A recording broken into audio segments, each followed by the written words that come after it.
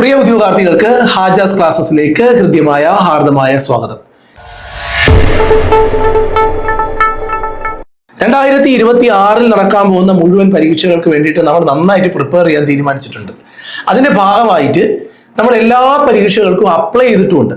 അപ്പൊ ഇനി നല്ല ഗംഭീരമായിട്ട് സിലബസ് കംപ്ലീറ്റ് ചെയ്യണം. പ്രത്യേകിച്ച് നമ്മുടെ ഈ എക്സാമിനേഷന് മാർക്ക് കൂടുതൽ സ്കോർ ചെയ്യാൻ സാധ്യതയുള്ള വിഷയങ്ങളും ആ ടോപ്പിക്കുകളും ഒക്കെ ഒന്ന് കൃത്യമായിട്ട് കവർ ചെയ്ത് തരണം എന്ന ഒരു അഭിപ്രായത്തിന്റെ മാനിച്ചുകൊണ്ടാണ് നമ്മൾ ഈ മാസ്റ്റർ ക്ലാസ് ചെയ്യുന്നത്. മാസ്റ്റർ ക്ലാസ് എന്ന് പറഞ്ഞാൽ എന്താ, ടോപ്പിക്ക് കംപ്ലീറ്റ് ആയിട്ട് നിങ്ങളുടെ കയ്യിലേക്ക് തരുന്ന ഒരു ക്ലാസ് ആണ്. അപ്പോൾ ഇന്ന് നമ്മൾ ഇതിന്റെ സയൻസിന്റെ ക്ലാസ് ആണ്. ബയോളജിയിൽ അന്തസ്രാവി ഗ്രന്ഥി നമ്മൾ ഓൾറെഡി 2 ക്ലാസ് എടുത്തു. അതിൽ ഹൈപ്പോതലാമസും അതേപോലെ നമ്മൾ പിറ്റ്യൂട്ടറി ഗ്ലാൻഡും പഠിപ്പിച്ചു. ഇന്ന് നമ്മൾ 2-3 ഗ്ലാൻഡുകൾ ചേർത്ത് പഠിപ്പിക്കാൻ പോവുകയാണ്. ക്ലാസ് ആ ലെവലിൽ തന്നെ ആയിരിക്കും. ഒരു ക്ലാസ് കൂടെ എടുക്കുമ്പം എൻഡോക്രൈൻ ഗ്ലാൻഡ് കംപ്ലീറ്റും ഹോർമോൺസ് കംപ്ലീറ്റും SCRT സിലബസ് അനുസരിച്ചുള്ള കംപ്ലീറ്റും, അതായത് 8ാം ക്ലാസ്സിലും 10ാം ക്ലാസ്സിലുമാണ് നമുക്ക് ഹോർമോൺസ് പഠിക്കാനുള്ളത്. അതിന്റെ എല്ലാ കംപ്ലീറ്റ് ക്ലാസ്സും നിങ്ങളുടെ കയ്യിലേക്ക് എത്തും വിത്ത് PDF. ഓക്കെ, അപ്പോൾ ബാക്കി കാര്യങ്ങളൊക്കെ പറയാം. അതിനു മുമ്പ് ഇപ്പോൾ ഇവിടെ ഒരു ചോദ്യം കണ്ടോ, താഴെ കൊടുത്തിരിക്കുന്നത് ശരിയായ പ്രസ്താവനകൾ ഏതെല്ലാം? മനുഷ്യ ശരീരത്തിലെ ഏറ്റവും വലിയ ഗ്രന്ഥിയാണ് പീനിയൽ ഗ്രന്ഥി. അതേപോലെ ഉറങ്ങാൻ സഹായിക്കുന്ന ഹോർമോണാണ് സെറാട്ടോണിൻ. അതേപോലെ തന്നെ ത്വക്കിന്റെ നിറഭേദത്തെ സ്വാധീനിക്കുന്ന ഹോർമോണാണ് മെലാട്ടോണിൻ. ഇങ്ങനെ കുറേ ചോദ്യങ്ങൾ ഈ റീസെന്റ് ആയിട്ട് പരീക്ഷയ്ക്ക് ചോദിച്ചിട്ടുണ്ട്. ഈ ചോദ്യങ്ങളെല്ലാം നമുക്ക് ഉത്തരം എഴുതേണ്ടതുണ്ട്. അതിനു വേണ്ടി നമുക്ക് ആദ്യം ടോപ്പിക്ക് പഠിച്ചിട്ട് നമുക്ക് ആ ക്വസ്റ്റ്യനിലേക്ക് പോവാം. ഇന്നത്തെ മാസ്റ്റർ ക്ലാസ് മുതൽ നമ്മൾ എന്ത് ചെയ്യും, ആ ടോപ്പിക്കിൽ നിന്നുള്ള പ്രീവിയസ് ക്വസ്റ്റ്യനും കൂടെ അതിന് അവസാനം കാണിക്കും. എന്നിട്ട് പ്രോബബിൾ ആയിട്ട് ചോദിക്കാൻ സാധ്യതയുള്ള ചോദ്യം ഉണ്ടെങ്കിൽ അതും കൂടെ കാണിച്ചു തരും. ഇനി നമുക്ക് ക്ലാസ്സിലേക്ക് വരാം. പീനിയൽ ഗ്ലാൻഡിനെ കുറിച്ചാണ് നമ്മൾ ഇന്ന് ക്ലാസ്സിനകത്ത് പറയാൻ പോകുന്നത്. നമ്മുടെ ബ്രെയിനിനകത്തായിരിക്കുന്നത് ഈ ബ്രെയിനിനെ നമ്മൾ ഇങ്ങനെ കൃത്യം മധ്യഭാഗത്ത് നിന്ന് ഇങ്ങനെ നമ്മൾ സെപ്പറേറ്റ് ചെയ്ത് എടുത്തു കഴിഞ്ഞാൽ അതിൻ്റെതായ ഈ പോർഷനിലാണ് എന്ത് കാണപ്പെടുന്നത്. ഇവിടെ കണ്ടോ, ഇവിടെയാണ് ഈ പീനിയൽ ഗ്ലാൻഡ് എന്ന് പറയുന്ന ഒരു സാധനം ഉള്ളത്. ഇതാണ് പീനിയൽ ഗ്ലാൻഡ്. ഇവിടെയാണ് പീനിയൽ ഗ്ലാൻഡ് ഇരിക്കുന്നത്. ഇവിടെ ഒരു ചെറിയ ഇതാണ്, ഈ പോയിന്റ് ആണ്. അവിടെയാണ് പീനിയൽ ഗ്ലാൻഡ് ഉള്ളത്. ഈ പീനിയൽ ഗ്ലാൻഡിനെ കുറിച്ച് അറിയേണ്ടത്, ചെറുതാണെങ്കിലും അവന്റെ ഫങ്ഷൻസ് ഒക്കെ ഇച്ചിരി വലുതാണ്. മനുഷ്യ ശരീരത്തിലെ ജൈവ ഘടികാരം, biological clock of the body എന്നാണ് ഈ ഒരു പീനിയൽ ഗ്ലാൻഡിനെ അറിയപ്പെടുന്നത്. Biological clock of the body എന്നറിയപ്പെടുന്ന ഗ്ലാൻഡ് ഏതാണ് എന്ന് ചോദിച്ചാൽ നമ്മൾ ഉത്തരം പറയണം. അത് ഏതാണെന്ന് പറയണം, പീനിയൽ ഗ്ലാൻഡ് ആണെന്ന് പറയണം. മനുഷ്യ ശരീരത്തിലെ ഏറ്റവും ചെറിയ ഗ്രന്ഥി ഏതാണെന്ന് ചോദിച്ചാൽ പീനിയൽ ഗ്ലാൻഡ് ആണെന്ന് പറയണം. മനുഷ്യ ശരീരത്തിലെ ഏറ്റവും വലിയ ഗ്രന്ഥി ഏതാണ്? ഉത്തരം കരളാണ്. കരൾ. മനുഷ്യ ശരീരത്തിലെ ഏറ്റവും വലിയ ഗ്രന്ഥിയാണ് കരൾ. മനുഷ്യ ശരീരത്തിലെ ഏറ്റവും വലിയ അന്തസ്രാവി ഗ്രന്ഥി ഏതാണെന്ന് ചോദിച്ചാൽ അത് പറയണം തൈറോയിഡ്. തൈറോയിഡാണ് ഏറ്റവും വലിയ അന്തസ്രാവി ഗ്രന്ഥി. അപ്പം PSCക്ക് കൗശലകരമായ കുറെ ചോദ്യങ്ങൾ അവരുടെ കയ്യിലുണ്ട്. ഏതു ശക്തനെയും വീഴ്ത്താൻ കെൽപ്പുള്ള ചില ചോദ്യങ്ങൾ PSCയുടെ കയ്യിലുണ്ട്. അത് നമ്മൾ മനസ്സിലാക്കിക്കോണം. അവിടെ നമ്മൾ വീണു പോകരുത്. അവിടെ വീണാൽ നമ്മൾ മൊത്തത്തിൽ വീഴും. അപ്പോ കരുതലോടുകൂടി വേണം ഓരോ സ്റ്റേറ്റ്മെന്റും പരീക്ഷയ്ക്ക് വായിച്ച് ഉത്തരം എഴുതാൻ. മനുഷ്യ ശരീരത്തിലെ ഏറ്റവും വലിയ ഗ്രന്ഥി എന്ന് കേൾക്കുമ്പോൾ തൈറോയിഡ് എഴുതരുത് എന്നതാണ് ഞാൻ പറഞ്ഞത്. അവിടെ മനുഷ്യ ശരീരത്തിലെ ഏറ്റവും വലിയ ഗ്രന്ഥി ഏതാന്ന് ചോദിച്ചാൽ അത് കരളാണ്. മനുഷ്യ ശരീരത്തിലെ ഏറ്റവും വലിയ അന്തസ്രാവി ഗ്രന്ഥി ഏതെന്ന് ചോദിച്ചാൽ അതാണ് തൈറോയിഡ്. മനുഷ്യ ശരീരത്തിലെ ഏറ്റവും ചെറിയ അന്തസ്രാവി ഗ്രന്ഥി നമ്മുടെ തലച്ചോറിനകത്താണ്. അവിടെയാണ് ഇരിക്കുന്നത്. ഗ്രന്ഥിയുടെ പേരാണ് പീനിയൽ ഗ്ലാൻഡ്. ഏറ്റവും ചെറിയ ഗ്ലാൻഡ് ആണ്. Biological clock of the body എന്നറിയപ്പെടുന്നു. നമ്മൾ ചില കാര്യങ്ങൾ ദൈനംദിന ജീവിതത്തിൽ ഒരു താളക്രമത്തിൽ നമ്മൾ ചെയ്യും. ഉറക്കമെണീറ്റാൽ ഇന്ന കാര്യമാണ് നമ്മൾ ആദ്യം ചെയ്യുന്നത്. ഉച്ചയ്ക്ക് 2 മണിയാവുമ്പോൾ നമ്മൾ ഈ ഒരു പ്രവൃത്തി ചെയ്തിരിക്കും. വൈകുന്നേരം 5 മണിയാവുമ്പോൾ ഇങ്ങനെ ചെയ്യാറുണ്ട്. ഇങ്ങനെ ഒരു താളക്രമത്തിൽ ദൈനംദിന ജീവിതങ്ങളിൽ നടക്കുന്ന ഒരു പ്രവർത്തനങ്ങളെല്ലാം നിയന്ത്രിക്കുന്ന ഒരു ഹോർമോണിന്റെ ഉൽപാദനം നടത്തുന്ന ഒരു ഗ്ലാൻഡാണ് ഈ പീനിയൽ ഗ്ലാൻഡ്. അതായത് ദൈനംദിന പ്രവർത്തനങ്ങൾക്ക് താളക്രമമുണ്ട്. അത് നിയന്ത്രിക്കുന്ന ഒരു ഹോർമോൺ ഉണ്ട്, പ്രൊഡ്യൂസ് ചെയ്യുന്നത്, സെക്രീറ്റ് ചെയ്യുന്നത് pineal gland. Pineal gland can secrete 2 type of hormones. What are they? Serotonin and melatonin. Melatonin ആണ് ദൈനംദിന പ്രവർത്തനങ്ങൾക്ക് താളക്രമം നിയന്ത്രിക്കുന്നത്. ഓക്കെ, ഇനി 2 പ്രധാനപ്പെട്ട ഹോർമോണുകളാണ് ഇത് ഉൽപ്പാദിപ്പിക്കുന്നത്. പരീക്ഷയ്ക്ക് ചോദിക്കും, ഉറങ്ങണമല്ലോ, 9 മണിയായി. ചില ആൾക്കാർ 9 മണിയാവുമ്പോൾ ഉറങ്ങും, 10 മണിയാവുമ്പോൾ ഉറങ്ങും, ചില ആൾക്കാർ 1 മണിക്കേ ഉറങ്ങുള്ളൂ. ഇങ്ങനെ കൃത്യമായി ഉറങ്ങാൻ സഹായിക്കുന്ന ഹോർമോണിന്റെ പേര് ചോദിച്ചാൽ ഉത്തരം പറയണം, അത് മെലാട്ടോണിൻ ആണ് എന്ന്. മെലാട്ടോണിൻ ആണ്. അപ്പോ biological clock of the body എന്നറിയപ്പെടുന്നത് പീനിയൽ. മനുഷ്യ ശരീരത്തിലെ ഏറ്റവും ചെറിയ ഗ്രന്ഥി പീനിയൽ. ദൈനംദിന പ്രവർത്തനങ്ങൾക്ക് താളക്രമം നിയന്ത്രിക്കുന്നത് മെലാട്ടോണിൻ. എന്നാൽ പീനിയൽ ഗ്ലാൻഡ് ഉൽപ്പാദിപ്പിക്കുന്ന 2 പ്രധാനപ്പെട്ട ഹോർമോണുകളുണ്ട്, മെലാട്ടോണിനും സെറാട്ടോണിനും. ഉറങ്ങാൻ സഹായിക്കുന്ന ഹോർമോണിന്റെ പേര് ചോദിച്ചാൽ ഉത്തരം പറയണം, അത് മെലാട്ടോണിൻ ആണ്. കൃത്യമായ പ്രജനന കാലഘട്ടമുള്ള ജീവികളുണ്ട്. കൃത്യമായ പ്രജനന കാലഘട്ടമുള്ള ജീവികളിൽ ലൈംഗികമായ പ്രവർത്തനങ്ങൾ നിയന്ത്രിക്കുന്ന ഹോർമോൺ കൂടിയാണ് മെലാട്ടോണിൻ. കൃത്യമായ ഒരു പീരീഡ് ഓഫ് ടൈമിൽ പ്രജനനം നടത്തും. മെയ് മാസം, എല്ലാ വർഷത്തിലും മെയ് മാസം, എല്ലാ വർഷത്തിലും ജൂലൈ മാസം, ഇങ്ങനെ ഒരു കൃത്യമായ പീരീഡ് ഓഫ് ടൈമിൽ പ്രജനനം നടത്തുന്ന ജീവജാലങ്ങളിൽ ലൈംഗിക പ്രവർത്തനങ്ങൾക്ക് വേണ്ടി അല്ലെങ്കിൽ അതിനെ നിയന്ത്രിക്കുന്ന ഹോർമോണാണ് മെലാട്ടോണിൻ എന്ന് പറയുന്ന ഹോർമോൺ. പകൽ സമയത്ത് നമുക്കറിയാലോ, ഉറക്കം നിയന്ത്രിക്കുന്നത് അതാണ്. ഉറങ്ങണമെങ്കിൽ മെലാട്ടോണിന്റെ ഉൽപാദനം ഉണ്ടാവണം. അതുകൊണ്ട് തന്നെ പകൽ സമയത്തേക്കാൾ രാത്രി സമയങ്ങളിലാണ് ഈ ഒരു ഹോർമോണിന്റെ ഉൽപാദനം. നമ്മളെ ഉറക്കുക എന്നത് മാത്രമല്ല അവന്റെ ജോലി. പ്രജനന കാലഘട്ടത്തിൽ ചില ജീവികളിൽ ലൈംഗിക പ്രവർത്തനങ്ങൾ നിയന്ത്രിക്കുക എന്നത് മാത്രമല്ല അവന്റെ ജോലി. നമ്മുടെ വളരെ ചെറുതാണ്, 0.5 ഗ്രാമിനേക്കാളും ചെറുതാണ്. നമ്മുടെ പൂർവ്വ മസ്തിഷ്കത്തില് അതിന്റെ ഏറ്റവും പുറത്തുള്ള ഭാഗത്തായിട്ടാണ്, ഉപരിഭാഗത്തായിട്ടാണ്, പൂർവ്വ മസ്തിഷ്കത്തിന്റെ ഉപരിഭാഗത്തായിട്ടാണ് ഇവൻ സ്ഥിതി ചെയ്യുന്നത്. സാധാരണ നമ്മൾ ഉറങ്ങുക, അതുപോലെ എണീക്കുക. ചില ആൾക്കാർ കൃത്യം 5 മണിക്ക് എണീക്കും. ഈ പറയുന്ന സ്ലീപ്പ് വേക്ക് സൈക്കിൾ എന്ന് പറയും. സ്ലീപ്പ് വേക്ക് സൈക്കിൾ എന്ന് പറയുന്ന ഒരു സൈക്കിള് കൃത്യമായി ഒരു പർട്ടിക്കുലർ ടൈമിൽ ഉറങ്ങുക, നേരത്തെ എണീക്കുക അല്ലെങ്കിൽ ലേറ്റായിട്ട് എണീക്കുക എന്ന് പറയുന്നത് ചില ആൾക്കാരിൽ ഇതൊരു സൈക്ലിക്കായിട്ട് നടക്കുന്നുണ്ട്. അതിനെ നിയന്ത്രിക്കുന്ന ഹോർമോണാണ് ഈ മെലാട്ടോണിൻ. മെലാട്ടോണിന്റെ ജോലികൾ ചെറുതല്ല. മെലാട്ടോണിന്റെ ജോലികൾ കൃത്യമായി പഠിക്കുന്നു നമ്മൾ. നമ്മുടെ ശരീരത്തിലെ ഉപാപചയ പ്രവർത്തനങ്ങൾ, മെറ്റബോളിക് റിയാക്ഷൻസ്, ത്വക്കിന്റെ സ്കിന്നിന്റെ കളർ ചേഞ്ച്, ആർത്തവ ചക്രം, പീരീഡ് ആവുക, പീരീഡ്സ് അതുമായിട്ട് ബന്ധപ്പെട്ടത്, രോഗപ്രതിരോധ ശേഷി, ഇവയെല്ലാം സ്വാധീനിക്കാൻ കഴിവുള്ള ഒരു മുട്ടായി ആയിട്ടുള്ള ഹോർമോണാണ് മെലാട്ടോണിൻ എന്ന് നമ്മൾ പഠിക്കണം. ഇനി നമ്മൾ പറയാൻ പോകുന്ന ഒരു ഗ്ലാൻഡിന്റെ പേരാണ് തൈറോയിഡ് ഗ്ലാൻഡ്. തൈറോയിഡ് ഗ്ലാൻഡ് എവിടെയാണ്? കഴുത്തിലാണ് കാണപ്പെടുന്നത്. ചിത്രശലഭത്തിന്റെ രൂപത്തിലാണ്, ഏകദേശം ചിത്രശലഭത്തിന്റെ രൂപത്തിലാണ് തൈറോയിഡ് ഗ്ലാൻഡ് നമ്മുടെ കഴുത്തിലുള്ളത്. ഈ തൈറോയിഡ് ഗ്ലാൻഡിന് ഒരു റൈറ്റ് ലോബ് ഉണ്ടാവും, ഒരു ലെഫ്റ്റ് ലോബ് ഉണ്ടാവും. തൈറോയിഡ് ഗ്ലാൻഡിന്റെ ഒരു ഭാഗം ആണ് ട്രക്കിയയുടെ മുകളിലാണ് കാണപ്പെടുന്നത്. ഇസ്തുമസ് എന്ന് പറയുന്ന ഒരു പാർട്ട് അവിടെ ഉണ്ട്. ഇങ്ങനെയാണ് നമ്മളൊരു തൈറോയിഡ്, പർട്ടിക്കുലർ തൈറോയിഡിന്റെ ഒരു ഗ്ലാൻഡിന്റെ ഒരു ഷേപ്പ്.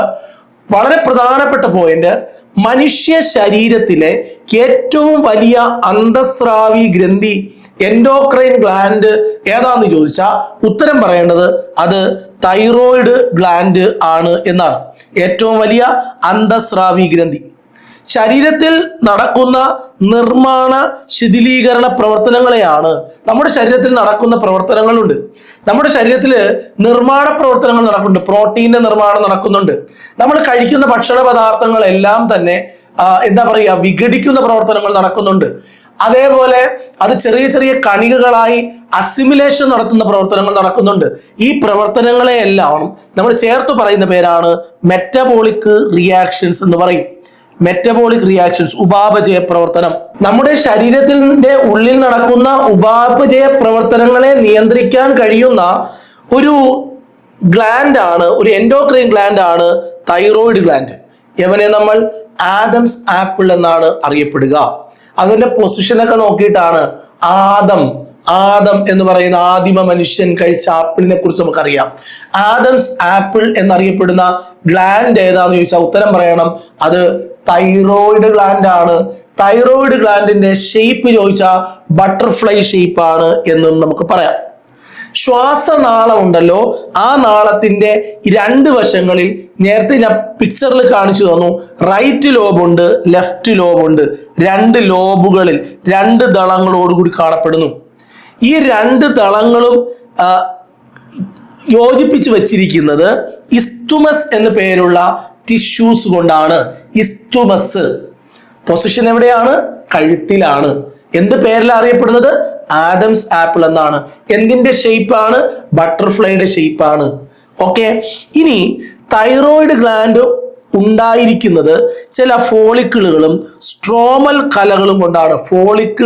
ഫോളിക്കിൾസ് കൊണ്ടും സ്ട്രോമൽ കലകളും ചേർന്നാണ് ഇത് ഉണ്ടായിരിക്കുന്നത്. ഓക്കെ, ഇനി ഓരോ തൈറോയിഡ് ഫോളിക്കിൾ കോശങ്ങളാൽ ആവരണം ചെയ്യപ്പെട്ട ഒരു അറയാണ്. അപ്പോ ശ്രദ്ധിച്ച് മനസ്സിലാക്കേണ്ടത്, ഓരോ തൈറോയിഡ് ഫോളിക്കിൾ എന്ന് പറഞ്ഞ അറ, ഈ ഫോളിക്കിൾ കോശങ്ങളാൽ ആവരണം ചെയ്യപ്പെട്ട ഒരു അറയാണ് ഇത്. ഇവിടെ ഈ തൈറോയിഡിൽ കാണപ്പെടുന്നത് ഓരോ കുഞ്ഞു അറകളാണ്. അവിടെ കോശങ്ങളുണ്ട്. ആ കോശങ്ങളാണ് T4 എന്ന് പറഞ്ഞ ടെട്രാ അയഡോ തൈറോണിൻ അല്ലെങ്കിൽ തൈറോക്സിൻ. അതുപോലെ തന്നെ ട്രൈ അയഡോ തൈറോണിൻ T3. ഈ രണ്ട് തരത്തിലുള്ള ഹോർമോണുകളാണ് യവന്മാർ ഉൽപ്പാദിപ്പിക്കുന്നത്. രണ്ട് തരത്തിലുള്ള പ്രധാനപ്പെട്ട ഹോർമോൺ. T4 എന്ന പേര് വരാൻ കാരണം tetra iodo, 4 iodine, tetra iodo thyronine, അതുപോലെ 3 അയഡിൻ ചേർന്ന മോളിക്യൂള് ഹോർമോൺ പ്രൊഡ്യൂസ് ചെയ്യുന്നുണ്ട്. അതാണ് try iodo thyronine. T4, T3 ഇങ്ങനെ രണ്ട് പ്രധാനപ്പെട്ട ഹോർമോണാണ് ഇവിടെ കാണപ്പെടുന്ന തൈറോയിഡിലെ അറകളിൽ നിന്നും ഉൽപ്പാദിപ്പിക്കപ്പെടുന്നത്. ആ അറകൾ കോശങ്ങളുണ്ട്. ആ കോശങ്ങളാണ് ഈ രണ്ട് പ്രധാനപ്പെട്ട ഹോർമോണുകളെയും ഉൽപ്പാദിപ്പിക്കുന്നത്. തൈറോയിഡ് ഗ്ലാൻഡിന് എന്തെങ്കിലും പ്രശ്നം സംഭവിച്ചാൽ ശരീരത്തിലെ ഉപാപചയ പ്രവർത്തനങ്ങളെ അത് ബാധിക്കും. അതിൻ്റെതായ ബുദ്ധിമുട്ടുകൾ ഉണ്ടാവും. തൈറോയിഡ് ഗ്ലാൻഡിന്റെ വൈകല്യങ്ങൾ മനസ്സിലാക്കാൻ തൈറോയിഡ് ഗ്രന്ഥിയെ സ്വാധീനിക്കുന്ന ഈ പറയുന്ന 3 ഗ്ലാൻഡുകൾ, അതായത് 3 ഹോർമോണുകൾ T3, T4, അതുപോലെ തന്നെ തൈറോക്സിൻ സ്റ്റിമുലേറ്റിംഗ് ഹോർമോണ് TSH, ഇത് 3ഉം പരിശോധനയ്ക്ക് വിധേയമാക്കും. അപ്പൊ തൈറോയിഡ് ഗ്ലാൻഡിന്റെ വൈകല്യങ്ങൾ മനസ്സിലാക്കാൻ തൈറോയിഡ് ഗ്ലാൻഡിനെ സ്വാധീനിക്കുന്ന ഈ 3 T3, T4, അതേപോലെ തന്നെ TSH, ഇവരെ 3 പേരെ നമ്മൾ എന്ത് ചെയ്യും? പരിശോധനയ്ക്ക് വിധേയമാക്കും. അവരുടെ ഉൽപാദനം, അവരുടെ കൗണ്ട് എത്ര, ഇതൊക്കെ നമ്മൾ പരിശോധനയ്ക്ക് വിധേയമാക്കാറുണ്ട്. നമ്മൾ സാധാരണ ബേസിക് മെറ്റബോളിക് റേറ്റ് അല്ലെങ്കിൽ BMR എന്ന് പറയും. ഈ BMR-നെ കൃത്യമായി ക്രമപ്പെടുത്താനും നമ്മൾ കഴിക്കുന്ന ഫുഡിനകത്ത് പ്രധാനമാണ് ധാന്യകം, കാർബോഹൈഡ്രേറ്റ്, അതേപോലെ തന്നെ പ്രോട്ടീൻ, അതേപോലെ തന്നെ ലിപ്പിഡ് അല്ലെങ്കിൽ ഫാറ്റ്. ഇതിൻ്റെ എല്ലാം ഉപാപചയ പ്രവർത്തന നിരക്ക് നിയന്ത്രിക്കുന്നതിലും ക്രൂഷ്യൽ ആയിട്ടുള്ള റോള് നിർവഹിക്കുന്ന ഹോർമോണുകളാണ് തൈറോയിഡ് ഹോർമോണുകൾ എന്ന് പറയുന്നത്. അതുപോലെ തന്നെ ചുവന്ന രക്താണുക്കളുടെ നിർമ്മാണ പ്രവർത്തനങ്ങളിലും തൈറോയിഡ് ഗ്ലാൻഡിന്റെ കയ്യൊപ്പുണ്ട്. അപ്പൊ തൈറോയിഡ് ഗ്ലാൻഡ് നമ്മുടെ ശരീരത്തിലെ കാർബോഹൈഡ്രേറ്റ്, പ്രോട്ടീൻ, ഫാറ്റിന്റെ മെറ്റബോളിസത്തിലും ബേസിക് മെറ്റബോളിക് റേറ്റ് ക്രമപ്പെടുത്തുന്നതിലും ഒക്കെ കൃത്യമായ ധർമ്മം, കൃത്യമായ ഫങ്ഷൻ നിർവഹിക്കുന്ന ഹോർമോണാണ് തൈറോയിഡ് ഹോർമോൺ. തൈറോയിഡ് ഗ്ലാൻഡ് പ്രധാനമായും നിർമ്മിക്കുന്ന ഹോർമോണുകളിൽ T4, T3 പോലെ, നമ്മൾ T4 എന്താണെന്ന് T3 എന്താണെന്ന് നമ്മൾ നേരത്തെ പറഞ്ഞു. അതേപോലെ ഇതിനെ നമ്മൾ തൈറോക്സിൻ എന്ന് പറയാറുണ്ട്. കാൽസിട്ടോണിൻ എന്ന് പറയുന്ന 2 ഹോർമോണുകളാണ് തൈറോയിഡ് ഗ്രന്ഥി ഉൽപ്പാദിപ്പിക്കുന്നത്. തൈറോക്സിനും കാൽസിട്ടോണിനും. കാൽസ്യവുമായി ബന്ധപ്പെട്ട ഫംഗ്ഷൻ ഈ കാൽസിട്ടോണിൻ നിർവഹിക്കുന്നത് കൊണ്ടാണ് ആ പേര് വന്നത്. നമുക്ക് അങ്ങോട്ട് പോകുമ്പോൾ പറയാം, തൈറോക്സിനും കാൽസിട്ടോണിനും. ഇനി നമ്മൾ കഴിക്കുന്ന ആഹാര പദാർത്ഥത്തിൽ അയഡിൻ എന്ന് പറയുന്ന എലമെന്റിന്റെ അപര്യാപ്തതയുണ്ടെങ്കിൽ ഹൈപ്പോ തൈറോയിഡിസത്തിന് കാരണമാകും. തൈറോയിഡ് ഗ്രന്ഥിയുടെ അമിതമായ വലിപ്പത്തിനും കാരണമാകും. ഇതിനെ വിളിക്കുന്ന പേരാണ് ഗോയിറ്റർ എന്ന് പറയും. നമ്മൾ കഴിക്കുന്ന ഭക്ഷണത്തിൽ അയഡിന്റെ അളവ് കുറഞ്ഞാൽ അത് പല ബുദ്ധിമുട്ടുകളും ഉണ്ടാകും. അത് ഹൈപ്പോ എന്ന് പറഞ്ഞാൽ കുറവ്, ഹൈപ്പർ എന്ന് പറഞ്ഞാൽ കൂടുതൽ. ഹൈപ്പോ തൈറോയിഡിസത്തിനും തൈറോയിഡ് ഗ്രന്ഥിയുടെ അമിതമായ വലിപ്പത്തിനും കാരണമാകും. ഈ കണ്ടീഷനെ വിളിക്കുന്ന പേരാണ് ഗോയിറ്റർ. തൈറോക്സിനെ കുറിച്ചാണ് സംസാരിക്കാൻ പോകുന്നത്. അയഡിൻ എന്ന് പറയുന്ന എലമെന്റ് വളരെ എസെൻഷ്യലായി വേണ്ട, നിർമ്മാണത്തിനും സെക്രീഷനും ഒക്കെ വേണ്ട ഒരു ഹോർമോണാണ് തൈറോക്സിൻ എന്ന് പറയുന്ന ഹോർമോൺ. ഇരിക്കുന്ന തൈറോയ്ഡ് ഗ്ലാൻഡിലാണ്. ഓക്കെ, നമ്മുടെ ശരീരത്തില് ജലത്തിന്റെയും ഇലക്ട്രോലൈറ്റുകളുടെയും തുലനില എന്ന് പറഞ്ഞാൽ ഇക്വിലിബ്രിയം കൃത്യമായി നിലനിർത്തുന്നതിന് തൈറോയ്ഡ് ഹോർമോണുകൾ ആവശ്യമാണ്. ബേസിക് മെറ്റബോളിക് റേറ്റ് കൃത്യമായി നിയന്ത്രിക്കുന്നതിൽ ഏറ്റവും പ്രധാനപ്പെട്ട ഹോർമോണാണ് തൈറോക്സിൻ എന്ന് പറയുന്ന ഹോർമോൺ. ജീവൻ നിലനിർത്തുന്നതിന് മാത്രം മതിയാവുന്ന ഊർജം ഉപയോഗം അറിയപ്പെടുന്ന പേരാണ് ബേസൽ മെറ്റബോളിക് റേറ്റ്. നമ്മുടെ ജീവൻ നിലനിർത്താൻ ആവശ്യമായ ഊർജം, അതിനെയാണ് ബേസൽ മെറ്റബോളിക് റേറ്റ് എന്ന് അറിയപ്പെടുന്നത്. ഇനി നമ്മളൊരു ഭ്രൂണമായിരുന്ന അവസ്ഥയിൽ അല്ലെങ്കിൽ കുഞ്ഞായിരിക്കുന്ന അവസ്ഥയിൽ നമ്മുടെ ബ്രെയിനിന്റെ വളർച്ച, അതിന്റെ ഡെവലപ്മെന്റ്, ഗ്രോത്ത് ആൻഡ് ഡെവലപ്മെന്റ് എന്ന് നമുക്ക് +2 പഠിക്കാനുണ്ട്. ബ്രെയിനിന്റെ ഗ്രോത്തിനും ഡെവലപ്മെന്റിനും സഹായിക്കുന്ന ഹോർമോണാണ് തൈറോക്സിൻ. ഊർജോൽപാദനം വർദ്ധിപ്പിക്കുന്നു. കാരണം നമ്മൾ കഴിക്കുന്ന ഭക്ഷണ പദാർത്ഥങ്ങളിൽ നിന്ന് ഊർജത്തെ ഉൽപ്പാദിപ്പിക്കുവാനും കൂടി സഹായിക്കുന്ന ഹോർമോണാണ് തൈറോക്സിൻ. കുട്ടികളിലെ ശരീര വളർച്ച നിയന്ത്രിക്കുന്ന ഹോർമോൺ, കുട്ടികളിൽ ശരീരത്തിന്റെ വളർച്ച നിയന്ത്രിക്കുന്ന ഹോർമോണാണ് തൈറോക്സിൻ. ഉപാപചയ പ്രവർത്തനങ്ങളുടെ നിരക്ക് ഉയർത്തുന്ന ഹോർമോണാണ് തൈറോക്സിൻ. ഉപാപചയ പ്രവർത്തനം, metabolic rate, basal metabolic rate normal എന്ന് പറഞ്ഞാൽ അർത്ഥം ജീവൻ നിലനിർത്തുന്നതിന് വേണ്ടി മാത്രം ആവശ്യമായ ഊർജം എന്നാണ്. ഭ്രൂണമായിരുന്ന അവസ്ഥയിലും ശൈശവാവസ്ഥയിലും ബ്രെയിനിന്റെ ഗ്രോത്തും ഡെവലപ്മെന്റും ത്വരിതപ്പെടുത്തുന്ന ഹോർമോണാണ് തൈറോക്സിൻ. ത്വരിതപ്പെടുത്തുക, വർദ്ധിപ്പിക്കുക. അതേപോലെ ഊർജോൽപാദനം വർദ്ധിപ്പിക്കുന്ന ഹോർമോൺ, കുട്ടികളിലെ ശരീര വളർച്ച നിയന്ത്രിക്കുന്ന ഹോർമോൺ, ഉപാപചയ പ്രവർത്തനങ്ങളുടെ നിരക്ക് ഉയർത്തുന്ന ഹോർമോൺ, ഇതെല്ലാമാണ് തൈറോക്സിൻ. ഒരു കാര്യം ഞാൻ ചോദിച്ചോട്ടെ, നമ്മുടെ ഈ ഹോർമോണിന്റെ എല്ലാ ക്ലാസ്സും കണ്ട് എത്ര കുട്ടികളുണ്ട്?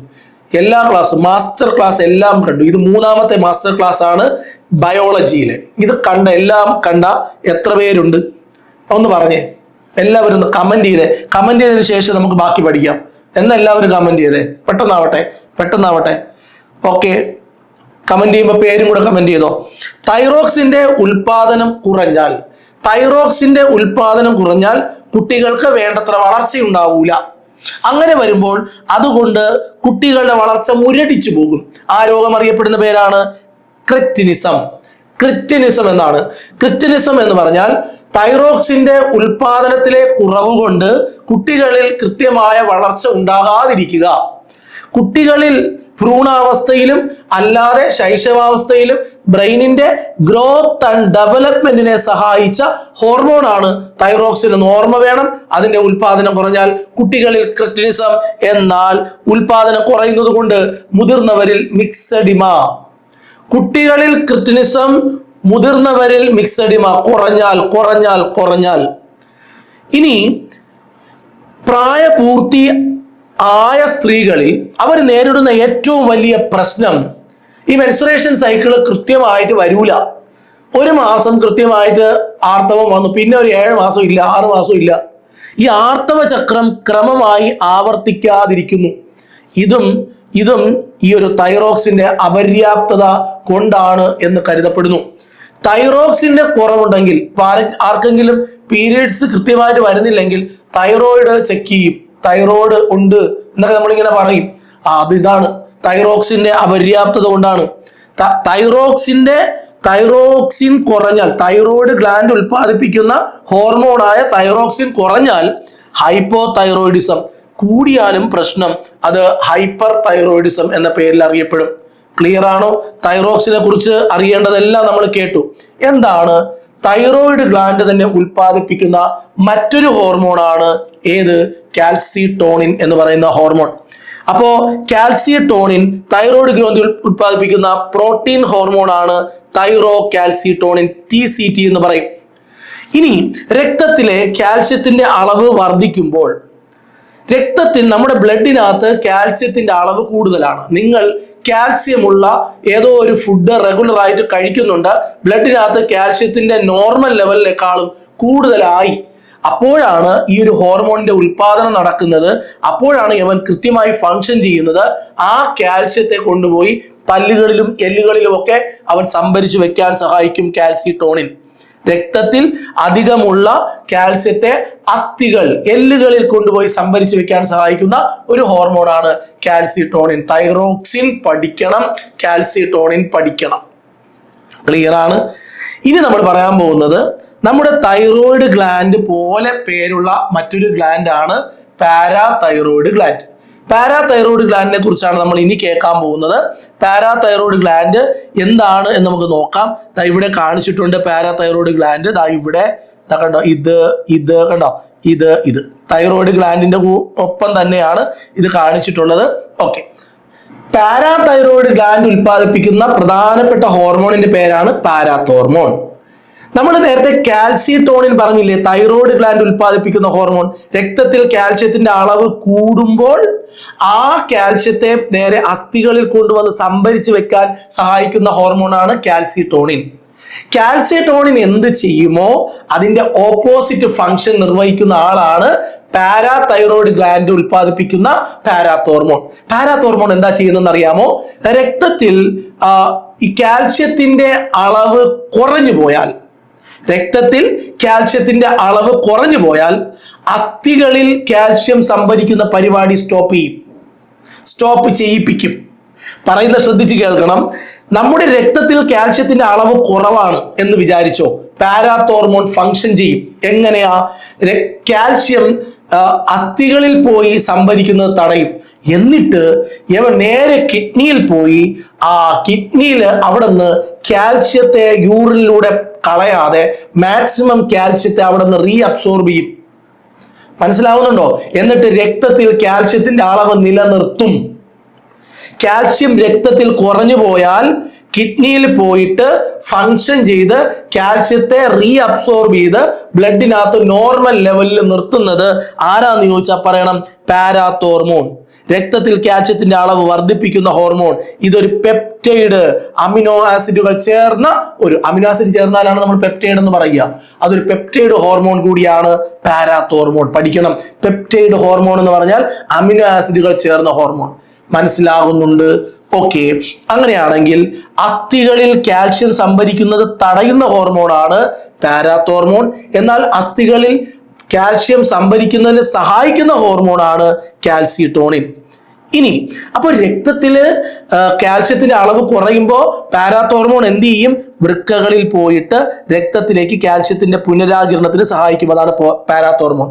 പാരാതോർമോൺ അറിയപ്പെടുന്നത് ഹൈപ്പർ കാൽസ്യമിക് ഹോർമോൺ. അതാണ് കാൽസ്യവുമായിട്ട് ഫങ്ഷൻ ചെയ്യുന്നത് കൊണ്ടാണ്, കാൽസ്യവുമായിട്ട് ബന്ധമുള്ളത് കൊണ്ടാണ്. എന്താ?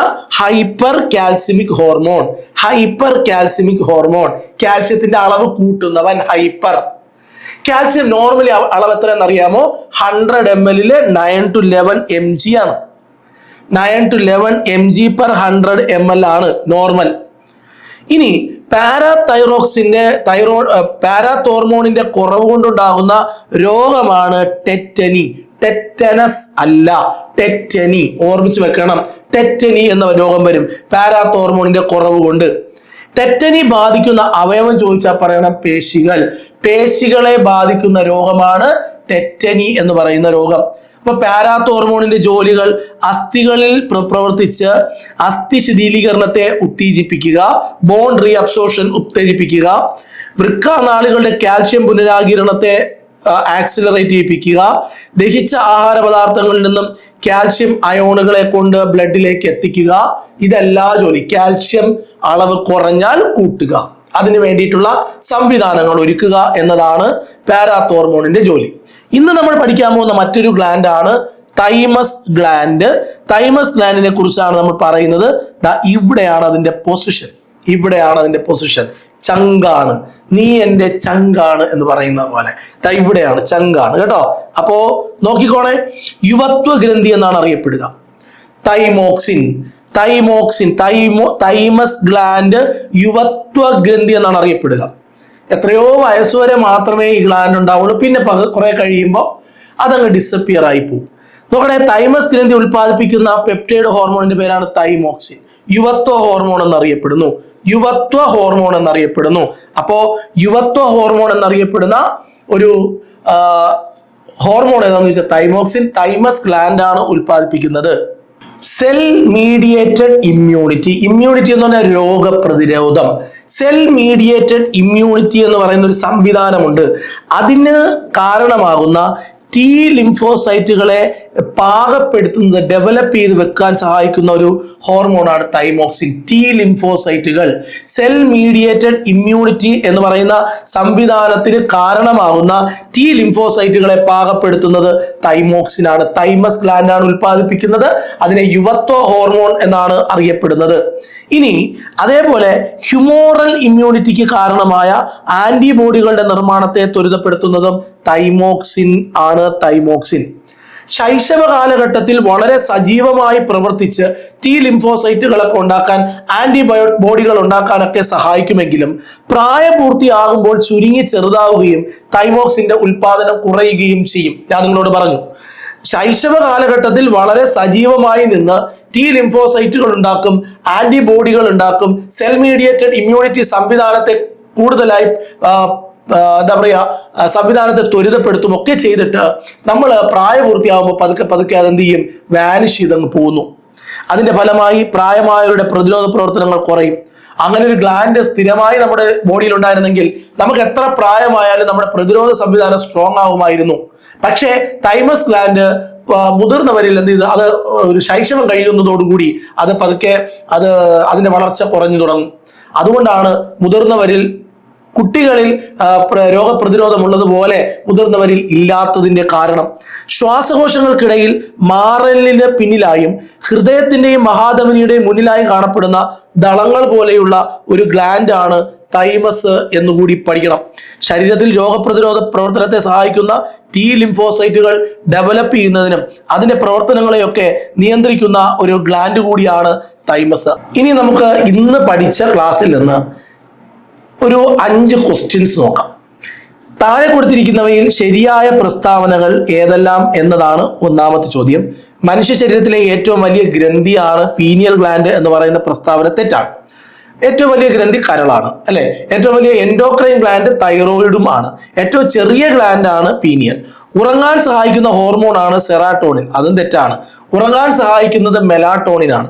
ത്വക്കിന്റെ നിറഭേദത്തെ സ്വാധീനിക്കുന്ന ഹോർമോൺ ആണ് മെലാട്ടോണിൻ, അത് ശരിയാണ്. മൂന്നാമത്തത് ശരിയാണ്, ഒന്നത് ഓപ്ഷനിലില്ല.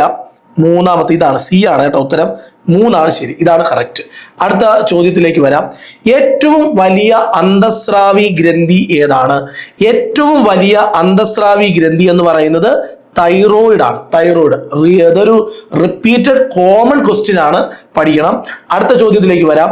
തൈറോക്സിന്റെ ഉൽപാദനത്തിന്, നമ്മൾ നേരത്തെ പറഞ്ഞു, തൈറോക്സിന്റെ ഉൽപാദനത്തിന് സഹായിക്കുന്ന ഹോർമോൺ ആണ് അയഡിൻ എന്ന് നമ്മൾ നേരത്തെ പറഞ്ഞിട്ടുണ്ട്. ഓക്കെ, ക്ലിയർ ആണ്. അടുത്തത്, തൈറോക്സിന്റെ ധർമ്മങ്ങളിൽ പെടാത്തത് ഏതാണ്? തൈറോക്സിൻ എന്തെല്ലാം ചെയ്യും? ഊർജോൽപാദനം വർദ്ധിപ്പിക്കുന്നു, പക്കയാണ്, ശരിയാണ്. കുട്ടികളുടെ ശരീര വളർച്ച നിയന്ത്രിക്കുന്ന ഹോർമോൺ ആണ്. ബ്രെയിനിന്റെ വളർച്ച, ഓക്കെ.